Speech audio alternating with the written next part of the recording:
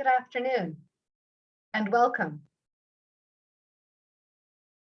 My name is Suzanne Stockdill and I will be your host for this afternoon's event. Thank you for attending Science 101, What to Expect this Fall webinar. If you haven't done so already, please share your name and where you're joining us from in the chat. Live transcript, closed captioning is enabled for this event, and you can find that at the bottom of your screen. Select live transcript and then select show subtitle.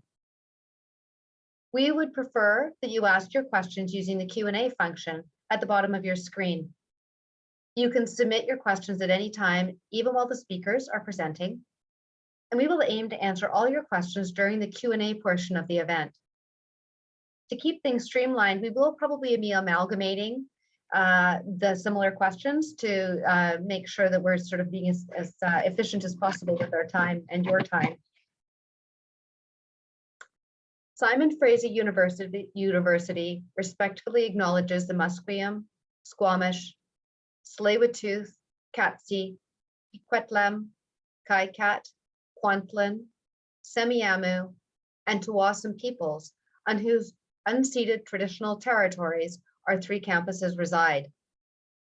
I am a settler with British and Irish background. My family has been in Canada for between 1 and 4 generations. I currently reside in Coquitlam. The Coquitlam Nation draws its name, red fish up the river, from the early spring sockeye run up the Coquitlam River and Coquitlam Lake prior to construction of the Coquitlam Dam, where the sockeye ran so thick that it was difficult to navigate their canoes. The image of the salmon running up the river evokes an image of life's stages, similar to each of you moving from high school or college through to university and adulthood. We at the Faculty of Science recognize that we are uninvited guests in this land and that we are always learning the value of building on this relationship based on this trust, mutual respect, and even beyond today's event. We encourage you to visit the native-land.ca website to learn more about the traditional territories that you live, work, and play in. We're so pleased that you're joining us today. It's wonderful to have so many new students together, students who will soon be friends and classmates coming from different places with different science interests. With classes back in full swing in person, we know this fall is going to be a very special time to begin your studies with us. Today, you'll be hearing from speakers Dr. Michael Silverman, Dean of Science Pro Tem, Science Recruiter Claire Wilson, and students Kelvin Lau and Colin Vandenbrink. I'd like to introduce our first speaker, Dr. Michael Silverman, for greetings from the Faculty of Science. Hello, everyone. It's great to see you. And well, I can't actually see you, but I know you're out there somewhere. I want to congratulate you on being admitted to science. It's a very academically rigorous program, and it's a wonderful accomplishment that you've made it this far, and I hope you'll join us. You will be joining a community of fellow students that are passionate about their studies, and they are guided through their studies through really caring instructors and researchers and staff and faculty who will be here to support and guide you through your degree. The programs that we have here are designed to inspire you academically, intellectually, and to really make changes in the world that, we hope will make a difference in our communities and the way you see the world and think about the world, and really to broaden your horizons. Now, some of you may know exactly what programs you want to pursue, while others are probably thinking about all the different options that are out there in science. Regardless of what you either know or would like to pursue, we assure you that you have plenty of resources that will help set you up for success in the Faculty of Science. I really encourage you to take advantage of resources like your professors and teaching assistants, our academic advisors, and our wonderful peer tutoring program. Another key point I want to make is to have fun and make friends. There are a number of extracurricular opportunities that we offer at Simon Fraser University. that run, socials and sports and science related. And, it's really an important part of your university experience to, like I say, it sounds frivolous, but we want you to have fun and make friends. And a lot of these people could be your future colleagues. So have a good time is one point I'd really like to have come across. So whether you're a recent high school graduate, a transfer student, or a mature student returning to your studies, you'll find a supportive community here in science. And of course, COVID is on everybody's mind. So I just want to assure you that we're maintaining a safe and healthy learning environment in science. And over the past couple of years, we've done a lot around, on-campus learning, but also being here in person, working within provincial health and safety guidelines around COVID-19. And we'll continue to monitor the situation and keep campus safe as we move into the fall semester. So I'll just close by again congratulating you, and I hope you'll join us and that you'll have a really wonderful and fulfilling time if you join us at SFU Science. So thank you. Next.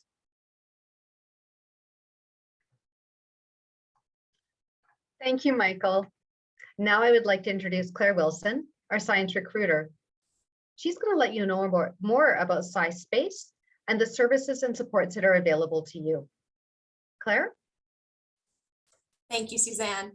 It is such a pleasure to be here with you all today. I see a lot of familiar names in the participant list of students that I have emailed, met with, and chatted to over the past year during the application process. And now you are here. You have been admitted. You are through that step. What comes next? Enrolling in your classes, preparing for your studies can seem a bit overwhelming, but that's what my colleagues on the Sci-Space team and academic advisors are here to help with. First, let me tell you a bit more about Sci-Space.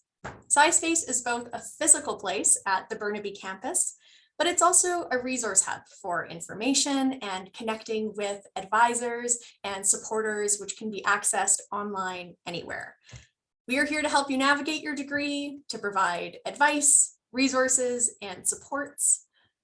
When it opens this fall, the Sci-Space office is going to be located in the northeast corner of the academic quadrangle by Renaissance Coffee. Right now, that description probably doesn't make a ton of sense unless you're somehow already very familiar with the Burnaby campus.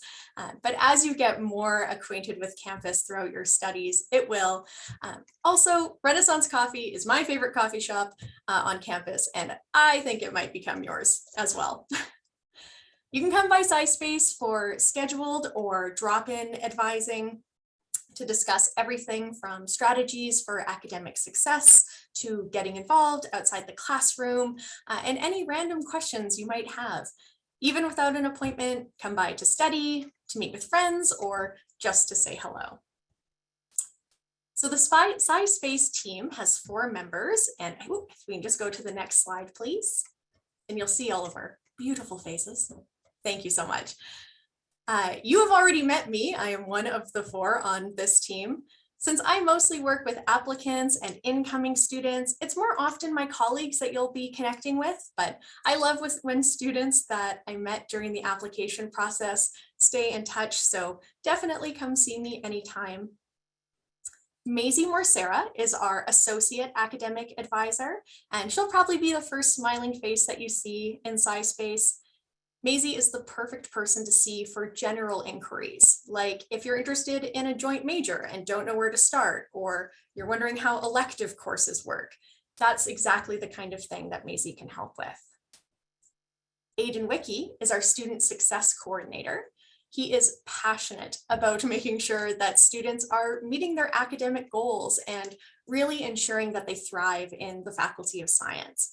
If you're ever feeling overwhelmed in a class or having trouble finding a school-life balance, Aidan is the best person to see.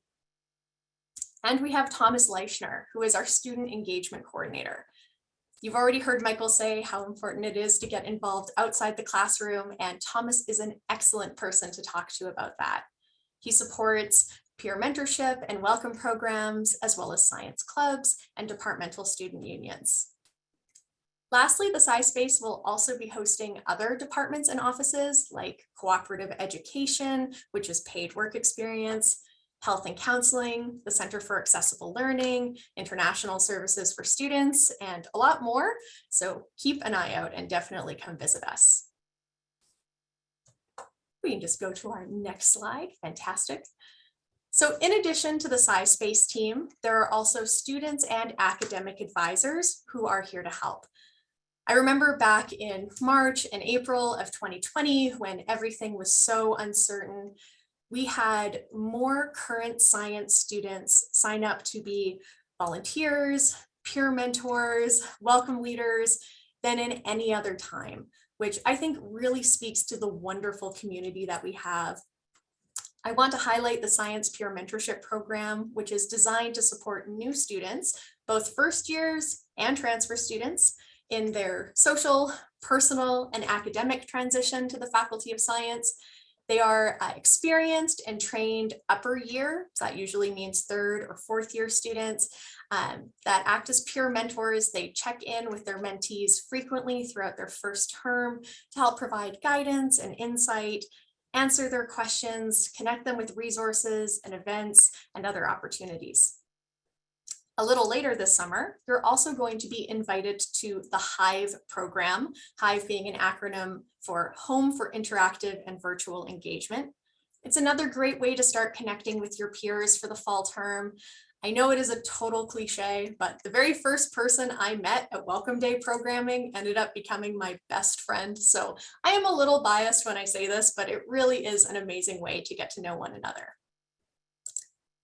By now, a lot of you will have completed University Prep Step 1 and perhaps even begun or completed Step 2.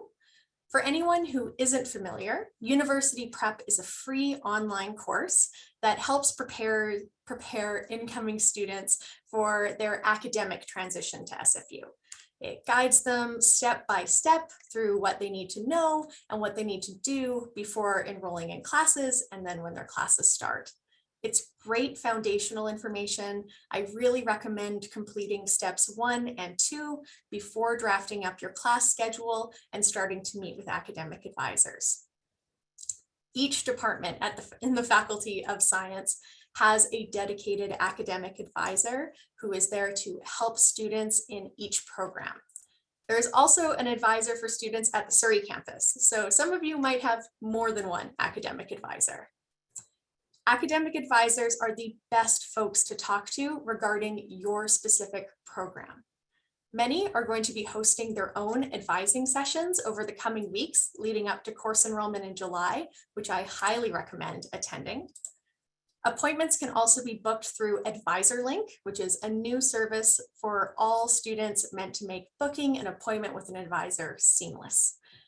Many departments also put together recommended course schedules for new students, which can be helpful to use as a base when planning your own classes. So be sure to check out your department's website and your department's advising page for the most up-to-date information. I mentioned the Surrey campus a little bit earlier. Some of you might not know that you actually can take many first-year science courses at the Surrey campus if you choose. If you live a bit closer to Surrey or just would prefer to take classes there, I definitely recommend making sure we have you noted as a Surrey campus student. If you're not, our Surrey campus academic advisor, Nadia Williams, can help with that. And I know Maisie's about to pop a link in the chat with more information about a session she's hosting next week as well. And a few other departments next week, in the next couple of weeks too. So definitely check out that chat. The last piece of advice I want to share is don't be a stranger. We are absolutely here to help and support you. You know, advisors, professors, we aren't scary, or at least we don't try to be scary. We really want to see you thrive in the Faculty of Science, and we will do everything we can to make sure your time here is fulfilling. Thank you all so much for attending today. I cannot wait to hear your questions and to meet you in the fall. I'll turn things back to Suzanne. Thank you very much, Claire. I really, we're looking forward to seeing everybody in the fall. I'd like to now introduce Kevin Lau. Kevin is a fourth-year student in molecular biology and biochemistry with a minor in biological sciences. He also is managing us or taking a certificate in genomics. Since transferring to SFU in 2019, he has completed several co-op work terms with iProgen Biotech and is currently working on his honors thesis. Kelvin?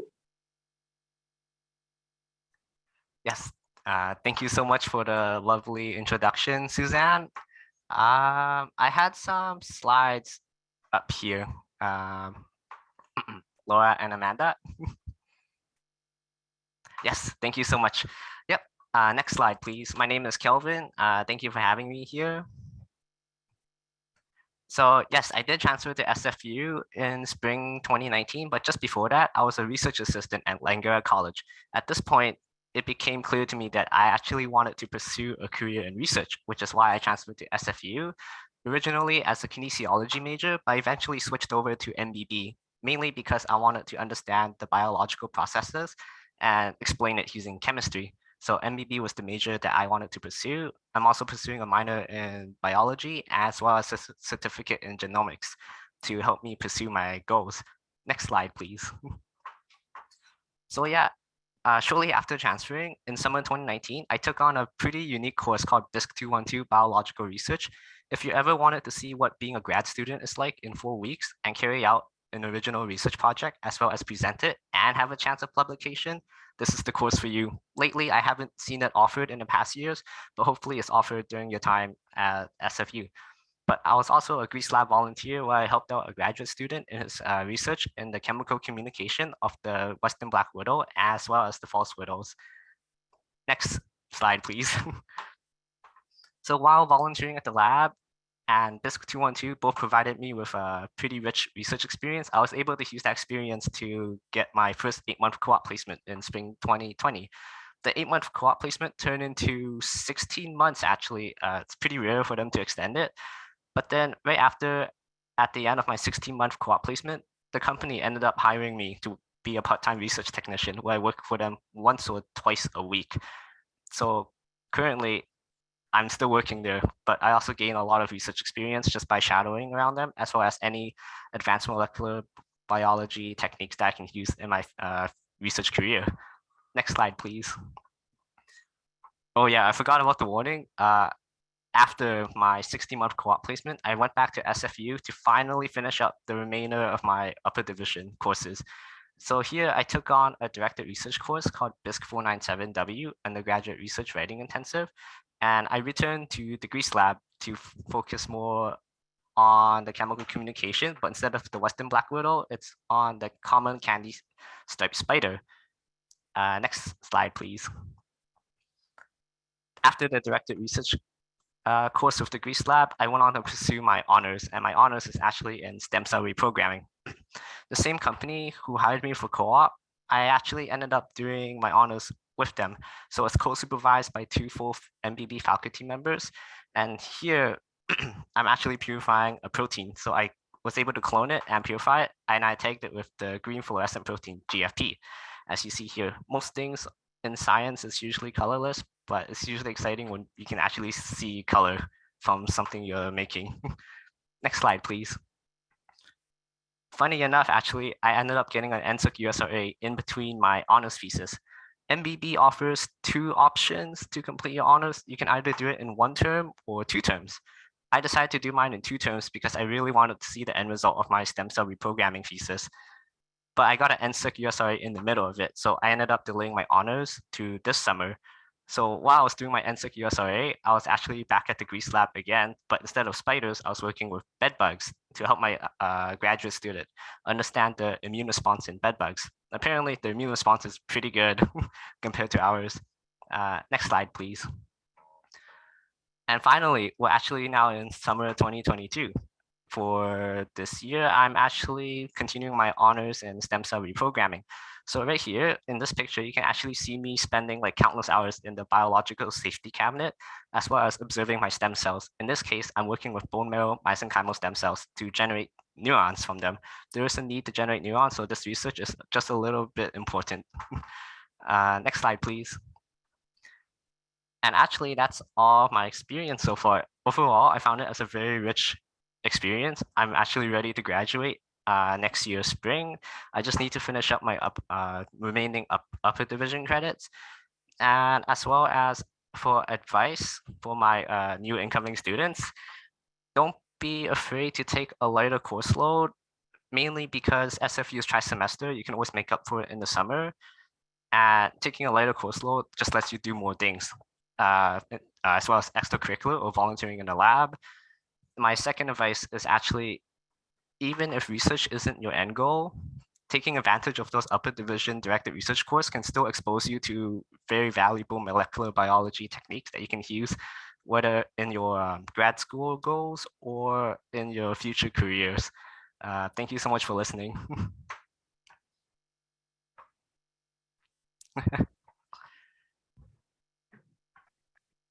Thank you so much, Kelvin. And I love the picture of the raccoon. You get to see lots of those if you're on campus. I'd now like to introduce Colin Vandenbrink. Colin is a fifth year earth science major with a concentration in geology, and he's currently working on his honors thesis with a focus on volcanology. He's just started working as part of Kootenay Lake Geothermal Project and is joining us today from the other side of the province. Thanks, Colin. Hi there. Claire knows I'm known for never coming in here knowing what to say, and I just kind of wing it. But today I just decided to have a couple of photos for once. So yeah, we can go ahead to the next slide, please.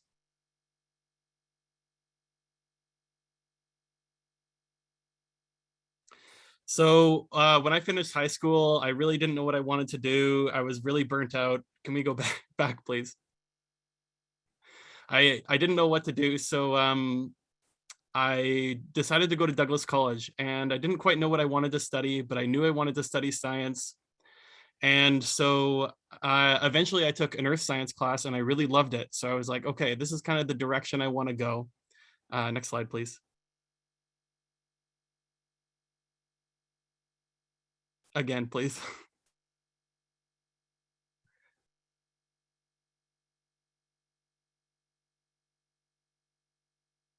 Thank you. So eventually one of my professors came up for me and they were like, hey, Colin, I have this job for you to do. It's water sampling of hot springs around Vancouver. And so that got me really into geothermal energy, which is what I'm still doing now. And I think it's really cool. And, you know, I really love hot water. And obviously, you know, at the end of the day, once we've taken lots of samples, I want to get in and have a little soak in the hot spring. Next slide.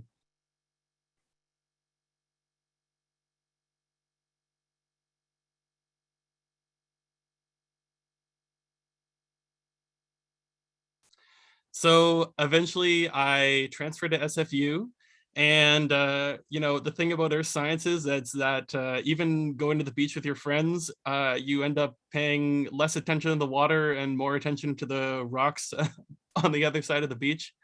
And I have a few microscope slides from my undergrad here that I thought were pretty that I also put in here.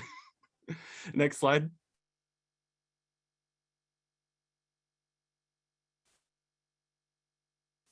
So I got to go on lots of really awesome field trips as part of my undergrad, whether it was to look at glacial sediments from the last ice age and figure out how the landscape has changed from glaciers in the last 10,000 years versus volcanic eruptions. That's the photo on the right. That you know, happened in the last 2,000 years versus rocks that are, you know, 2 billion years old. Next slide.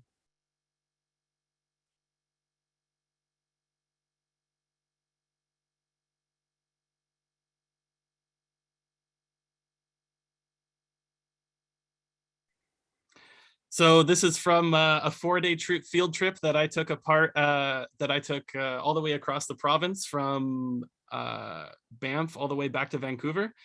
So here we have some lava flows near Whistler on the left side. In the middle, some beautiful folded rocks near Banff, and then the Fraser Canyon on the right side. Next slide, please.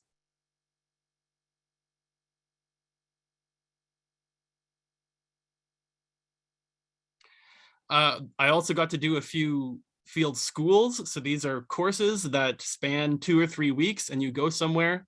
So I did one field school that was in Oliver, BC in the Okanagan. And I had another field school on the island, and that way you get to get really close with your classmates and, really bond over shared agony as well as adventure on those things. Next slide, please.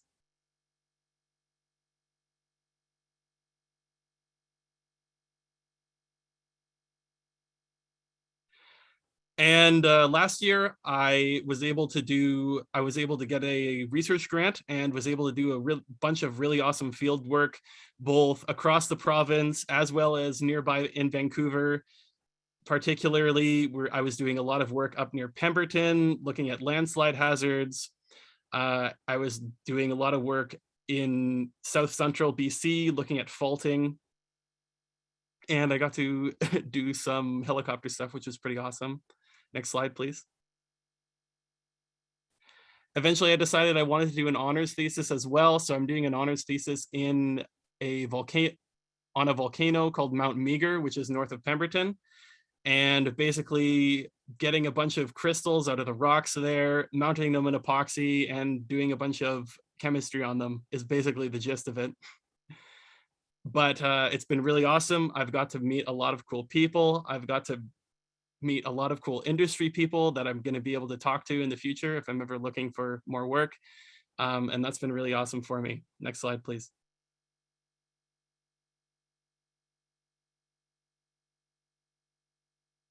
And so lastly is a job I'm currently doing.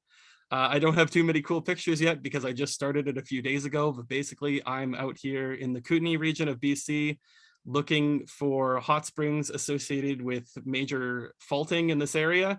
And the hope is to make, possibly some sort of geothermal power plant, some sort of greenhouse maybe. So in the center here, you see one of the hot springs that I saw the other day.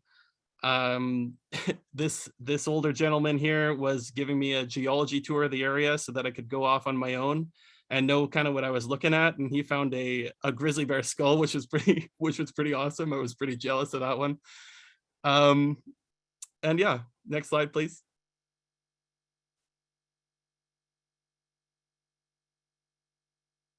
So that's kind of my SFU adventure. I've got to do a lot of really awesome things, go to a lot of really awesome places, and had a lot of really awesome opportunities. Usually when I give talks like this, I just like to say a little something about getting scholarships. So when I was at Douglas College, I really didn't have a clue about how to get scholarships, and there wasn't very much support there for that at all. So once I came to SFU, though, I found it was a lot easier. You can get scholarships through the go.sfu.ca thingy. For those, you need to have a high enough GPA, which unfortunately I didn't have too often. Sometimes I did, though. Sometimes I did, and then I got some money. Also, you can get a lot of scholarships through your departmental advisor. You'll just get emails, which I never had before at Douglas College or otherwise. Another thing that really helped me was scholarshipscanada.com. You basically make a profile and talk about what you're studying, and it'll basically recommend scholarships for you to apply to, which I've gotten some stuff from.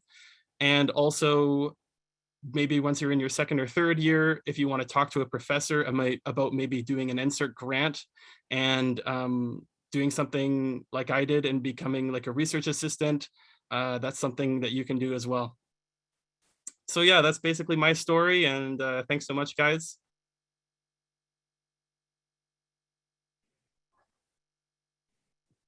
Thank you so much, Colin. And I loved all your pictures.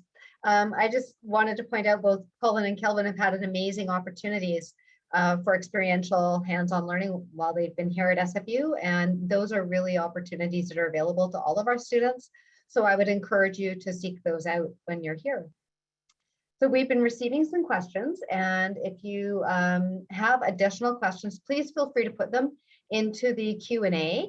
And so we can sort of get to those questions, the burning questions you have about what is it like at SFU, what are the concerns that you might have.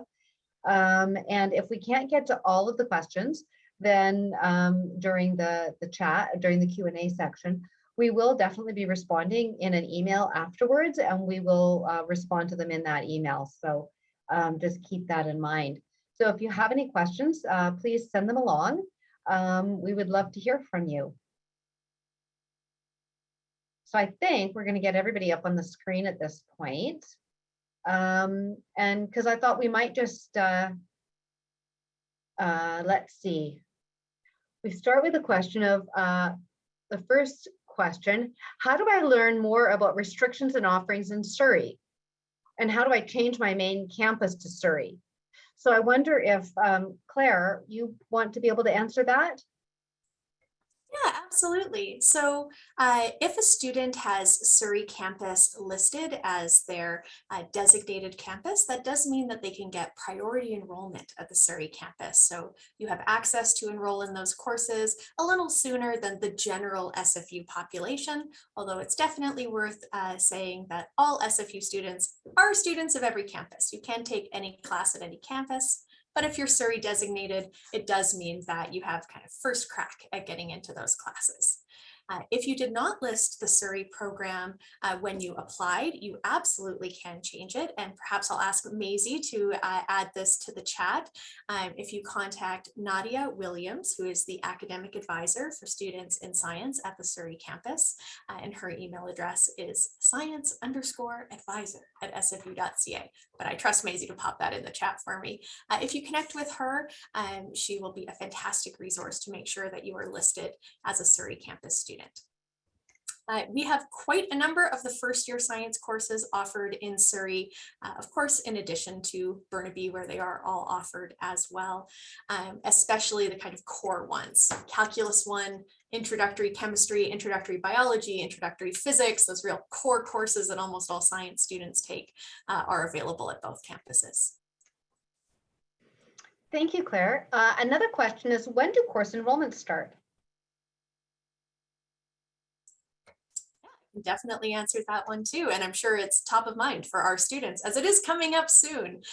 Course enrollment begins in July this year. I believe it is Monday, July 4th, and it continues all throughout the month. You'll all have received your student center, which is the same place you've been checking your application status, your specific enrollment date and time. So if you go on there, you'll see the day and time you've been assigned. That's the earliest you can enroll. You can continue to enroll in classes after that, but sometimes things can fill up. So the closer that you enroll to your specific date and time, the better. So we have a question about electives. And how many electives should you take? And, are there, good electives to take or preferences that are, good direction to take? And I wonder if either Colin or Kelvin, you wanted to jump in and just talk about the electives you've taken. Yeah, I'll jump in here. So generally, sorry, I lost my train of thought. Generally, like if you have a really hard course, then you might want to take one of your electives to balance it out, so to speak. And also you can use your electives to kind of fill up your course schedule. So let's say you only have 2 of your required courses for your degree being offered that particular semester, and you're like, oh crap, I need something to fill up the rest of my schedule. That's when you can kind of throw on some electives and get those knocked out to kind of fill up your course schedule. And that way the next semester, if you're like, oh, now like 4 courses that I need for my degree are being offered, I have to take all of these now. You've already done some electives in the past and knocked those out. Great, thanks, Colin. Kelvin, do you have any other suggestions or advice? Yes, I do. So for electives, I generally tend to take courses that I find interesting. GPA boosters, it's entirely up to you as long as you show interest in the elective. But I can say for sure that for some of the upper division courses, especially all of us in science, I recommend taking Crim 355. It's not in science, but it's called forensic science, and actually can count as your upper division electives. That's great. Thank you very much, Kelvin. Yeah. Now, I know we're going to talk a little bit about this, but Claire, maybe you can just mention about how do we learn more about course enrollment and the enrollment process? Yeah, absolutely. The aforementioned university prep is such a fantastic resource. As I said before, it's a fully online free course. It was online even before COVID. We've been doing it online for a number of years now. And what's nice about that is in addition to working through it kind of as a class, it's also something you can go back to. So if you've completed it, maybe last week or last month, and you want to refer back to it, it remains available to you not only all throughout the summer, but also throughout your first semester at SFU. Sorry, Suzanne, can you repeat the question? I want to make sure I answer it exactly. Learn about enrollments? Yeah, about course enrollment and the enrollment process. So university prep is that perfect foundation because it's very step-by-step. It's like you click on this website, you go to this button. This is how you add a class to your course cart and ensure you enroll in it. And that's really great micro detail, but where that more macro information is in terms of like, not just what exact courses do I enroll in, but how do I think about building a course schedule that works for me? That's a combination of being information and university prep, but also the academic advisors, their individual advising web pages and their departmental web pages are a fantastic wealth of information. You can navigate to all of them through our main science site, or, and I know this sounds silly, I find the easiest way to find everything on a university website is with Google, SFU Science, the name of the thing you're looking for, easiest way to find it. So for example, many departments have a recommended sequence of courses where they say, oh, are you a first year student joining kinesiology? Here's the classes you should think about taking over the course of your first semester or two. And that's great advice because some courses have what's called co-requisites, meaning 2 courses you take simultaneously. And of course, there are prerequisites when you must take one course before another. And the advisors have the best handle on what those are for your program. Thanks very much, Claire. So there's a question about whether you can take courses at Burnaby and Surrey at the same time. And Claire, maybe you want to ask or address that. I do know that also electives might take place at the Vancouver campus or online. Yeah, that's a great question. And so sometimes courses might be at a different day of the week or different time at Surrey or Burnaby or Vancouver in the case of an elective. So it might work better for your schedule to take 3 of your classes in Burnaby and 1 of them in Surrey or any combination thereof. Couple pieces of advice. Give yourself time to get between campuses. I know this sounds obvious, but it's a mistake that I've made. So just be sure to give yourself travel time between campuses if you have multiple classes in the same day over multiple campuses. And that also goes for thinking about any midterms that are scheduled as well, which you'll also see noted when you're planning your courses, just to make sure you have time to get between them as well. All 3 of SFU's campuses are transit accessible. So if you are taking advantage of the U-Pass, the transit pass that all students receive, you are able to get between bus and SkyTrain between all 3 campuses. Typically within that like 1 hour, 10-minute block in between classes, but I think a little bit of a safety net, maybe a 2-hour block is just a little more comfy so you're not rushing. Thanks, Claire. So somebody's asked about recommended clubs, and I'm wondering if Colin or Kelvin, you got involved with clubs or other extracurricular activities while you've been students here?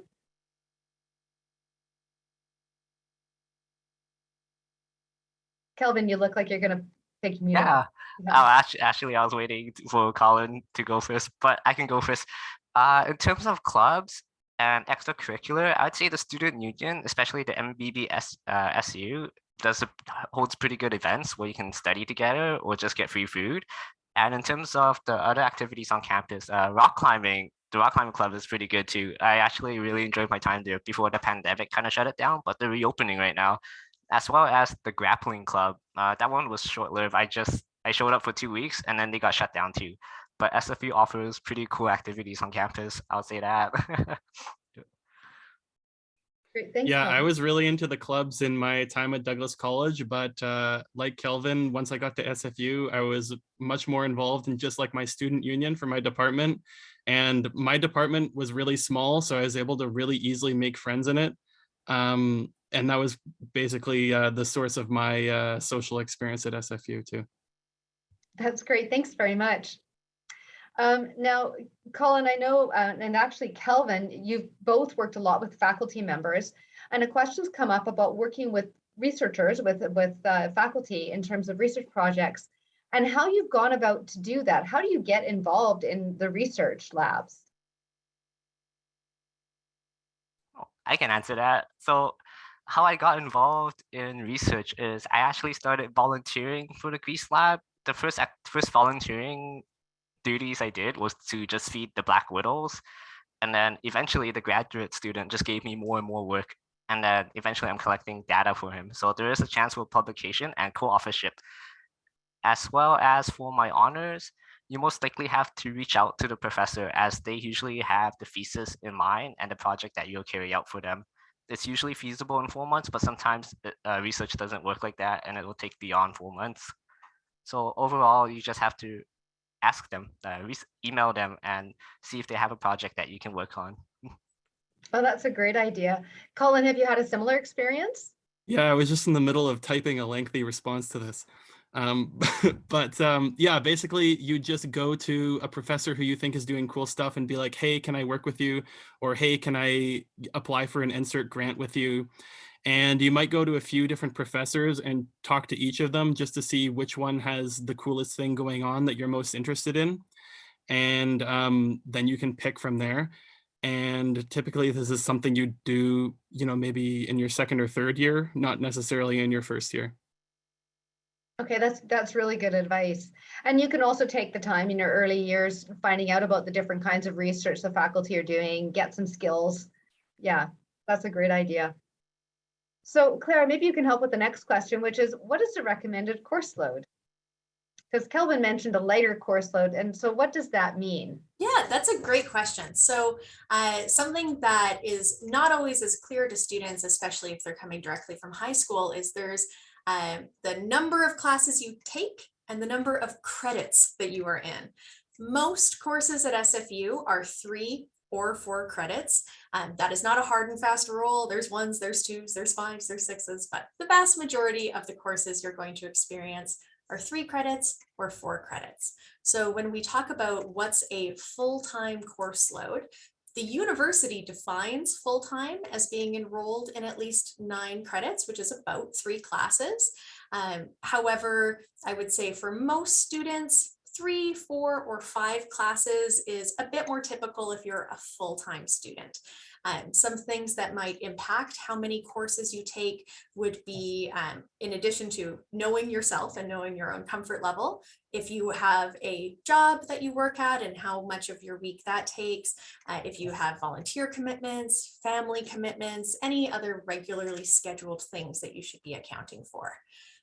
A good rule of thumb, I hear some folks say different numbers, I'll say my rule of thumb is for every credit hour that you're in, so let's say you're enrolled in 12 credit hours, you should plan on spending at least that many hours outside of your instructional time, studying, working on assignments, doing other things related to the course. Some folks say to do twice as much as that. I think just planning for one time as much as that is an appropriate amount in my experience, because being a full-time student, when you just look at a straight schedule, it might only look like a handful of days or a handful of hours, but there is a lot outside of that instructional time that you'll want to be taking into account.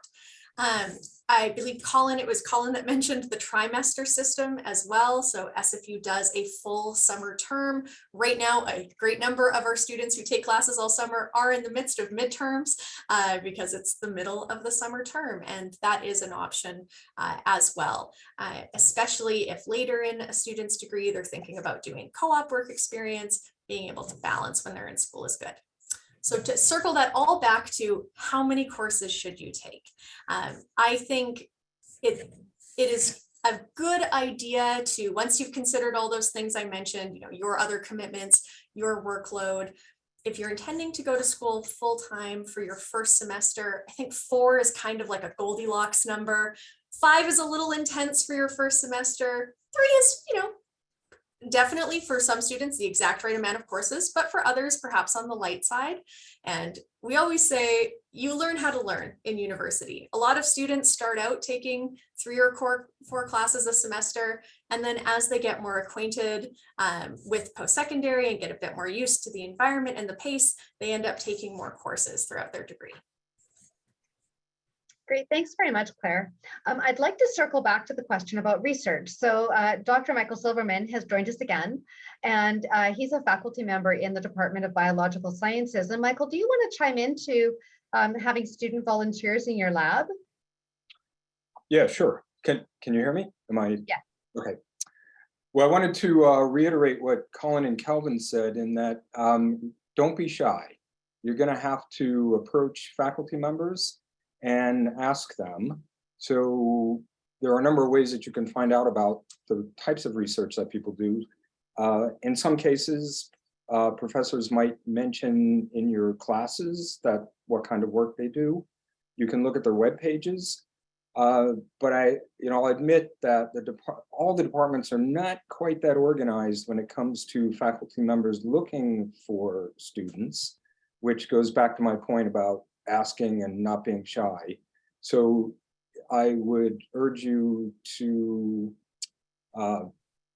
contact folks, talk to them. Some labs will be full. Don't get discouraged. There might be a waiting list. I mean, typically for my lab, there's a waiting list of 1 to 2 semesters. So the sooner you start investigating research opportunities, the better off you'll be. And many departments have second year research courses, and then you can take both 3rd and 4th year research courses as well. So that's a nice way to formalize your experience in a lab. But yeah, I would encourage you to explore opportunities. And as these guys have mentioned, they've worked in a number of different labs, and it's good to learn what you like. It's also good to learn what you don't like. So, I really encourage you to explore all possibilities, both positive and neutral, and maybe not so positive. But be curious and, yeah, take advantage of the opportunities that we have here. So thanks. That's great. Thank you so much, Michael. It's really helpful to hear from you on that. Also talking about experiential opportunities, maybe Claire, you can talk a little bit about co-op work and how you enroll in co-op. I would love to, because if I could wave a wand and make every single science student participate in co-op, I would. It is so incredibly valuable. So for anyone who might not be familiar with the term, co-op, which is short for cooperative education, is paid work experience in a field related to what a student is studying. At SFU, every co-op position is paid. They aren't unpaid internships, and they can be local to the Vancouver area. They can be in other parts of the province, other parts of the country. There's even international co-op as well. So you might be able to go abroad to work too. So when it comes to co-op, there are a few things to keep in mind. You do need to have at least 1 full year of study under your belt before you start working, just so that you bring some post-secondary experience to the role as well. But other than that, there's no time that's even too early to think about it. Even for those of you who are entering your very first year of post-secondary school, you can apply to the co-op program in your first year, because you wouldn't start working until at least your 2nd year. There is a bit of a lead time between when you apply to co-op and when you actually start working, because you need to be going to cover letter and resume writing workshops, interview prep, and then a whole semester of applying for jobs and going out on interviews before you actually start working. So for those of you who are going into your first year, already definitely start attending co-op info sessions.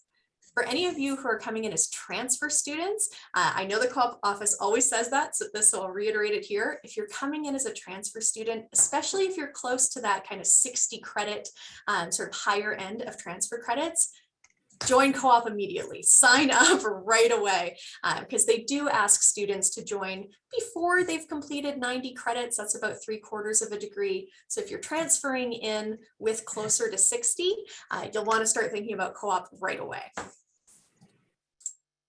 Great, thanks very much, Claire. Kelvin, there's a question here I'm hoping you might answer. Can you just talk a little bit about lab courses? What are they like and how much preparation is required for the lab courses? So for lab courses, actually, it's a lot of work, especially mainly because the 4 units. So I would spend that's like 1 more unit than your regular lecture courses. So you'll definitely be spending more time. But in terms of labs, they're pretty useful, which you can actually bring up in your co-op interview to get your next co-op placement in the lab, hopefully. And in terms of preparation, I wouldn't recommend, well, because of the preparation, I wouldn't recommend taking 2 lab courses in 1 semester. Sometimes in that case, like for example, MBB 308 and 309, most advisors will tell you not to take it. But for lower divisions, it should be fine because as long as you take like 1 lab course in biology and as well as the general chem lab, it's definitely doable. But just be prepared to work a little harder than usual. Okay, thanks very much. And Colin, maybe you can talk a little bit about life-class balance. How have you found a way to balance out what you're doing in every day versus your courses, especially with all the travel you've done? Oh, well, basically, if you really want to power through your degree, that's going to be your 5 courses a semester. If you really maybe want to have a little bit of a life outside of your coursework, that's maybe your 3 courses a semester. I'm definitely more of a 4 course kind of person, and it's a challenge trying to find the balance, right? But you kind of have to take a few semesters to figure out what kind of course load works for you and go from there. Okay, thanks very much. I think we have time maybe for 1 or maybe 2 more questions. This should be a pretty quick one. Claire, is it okay to meet with academic advisors in the summer? Yes, absolutely. It is okay to meet with academic advisors in the summer, especially between now and course enrollment. It is, of course, their busiest time to get ready for course enrollment, but it's a great time to talk to them. I can see Maisie, one of the advisors that I mentioned on the Sci-Space team, just wrote in chat, yes, please meet with us. It's a great time to meet with your advisor. I'll also say, so for this coming course enrollment, you're only enrolling in courses for the fall. So that's September to December. Course enrollment for the spring, the term that starts in January, is in November. So at some point in like September, October, that's also a good time to meet with that advisor again. A little bit in advance of courses starting so that you have some time to start talking about what's coming ahead. I would say kind of the sweet spot to see your advisor is, whenever you have questions, always reach out, but it's good to be in the habit, whether that means it's once every few semesters, once a semester, once a year, whatever is the right amount of support that you need. Find that sweet spot for you and make regular connections with your advisor. Great, thanks very much. One last question, also related to fall courses. What if you have required courses you need to get and they fill up and you can't get them in the fall? What do you do? Yeah, that's a great question. And so if it is the case that a course that you want is full, so the first thing I'll mention is that many courses do have a wait list that you can enroll into as well. Something to note too is that a course you might be trying to add, the whole course might not be full, but perhaps the lab section or tutorial section that you've selected is full. So when you're looking at it, see if there is another option, whether it's a different section of a lab or tutorial, or perhaps just a different section of the course altogether. Many very popular courses that many students take will have multiple sections that you can choose from. But if it is the case that it is entirely full, you can't get into a course that you plan to take at all, it's a very good idea during your planning process, both as you're going through university prep and also connecting with your advisors, to have some alternates in case, if there's one class you don't get into, what one do you plan to sub in there so that you're not caught off guard if something does tend to fill up. I always throw this out there because I do think it's worth noting too. For myself, when I was an undergraduate student, there was a course I couldn't get into in my second year. Second year is kind of like the toughest time for enrollment. And I couldn't get into the course I planned on taking. So I took a different one as an elective because my friend was in it and I thought it looked fun and I loved it. So I took another one and I loved it. So I took another one and I eventually ended up doing a joint major between what I started in and that program. So sometimes it even forces your hand to explore a little bit, but prepare in advance, connect with your advisor to talk about suitable alternatives. Sometimes there's multiple options you can take as well. That's great. Thank you so much, Claire. Now, unfortunately, that's all the time we have for today for your questions. And I know there's quite a few that we didn't get to, so I'm sorry about that, but just know that we will make note of all of those questions and we will be responding to those in writing in the email that will follow up this presentation.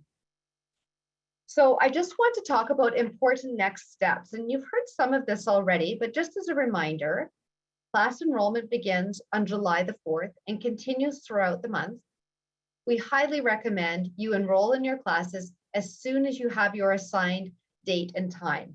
So you will get a date and time for your enrollment appointment, and please enroll as soon as possible after that, because that will help you to secure the courses you want. If you need any assistance with enrollment, we recommend you take University Prep, the Step 2 Prep course online, if you haven't done so already. If you have specific questions about what courses to take, you may want to talk to an academic advisor, so please reach out. We also suggest you join the SFU's Undergrad 2022 Facebook group to meet peers, join science-specific groups, and continue to receive important science updates. Don't worry if you missed any information today. We'll send a follow-up email with links to the information that was referenced, as well as a link to this recording so you can watch it again at a later date or share it with somebody who wasn't able to attend, a family member or friend. Finally, on behalf of the Faculty of Science, we are so excited to see you on campus. We hope that we've boosted your confidence in starting university and know more what to expect from your classes. Have a wonderful summer, stay safe, and thank you for joining us today. We look forward to seeing you in September.